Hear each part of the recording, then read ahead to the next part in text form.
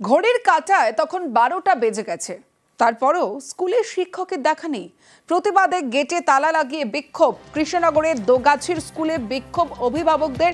শিক্ষকদের বদলি না হওয়া পর্যন্ত আন্দোলনের হুঁশিয়ারি। স্কুল পরিচালনার ক্ষেত্রে সঠিক সিদ্ধান্তের দাবি অভিভাবকদের।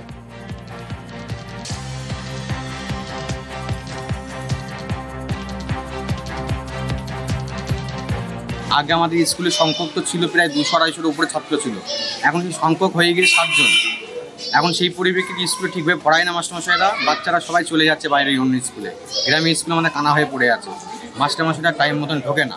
11টা 10-15 সময় স্কুলে মাস্টারমশাইরা ঢোকে। আমরা তালা মারলাম এই কারণে যেহেতু বিগত দিন এরকম কোনো রকম সিচুয়েশন না হয়, বাচ্চা যেন ঠিকভাবে পড়াশোনা করে। আমরা এসআই অফিসে জানিয়েছি, এসআই স্যার আসুক, আমাদের সঠিক বিচার করে দিক। মাস্টারমশাই সেরকম হলে চেঞ্জ করে দিই এখান থেকে। আমরা সঠিক মাস্টার চাই, সঠিক বাচ্চারা পড়াশোনা করতে পারে, সেই সিদ্ধান্তটা নেওয়ার জন্য আমাদের গ্রামবাসী আজকে সবাই এক জায়গায় হয়েছি। আমরা এটাই আবেদন করছি।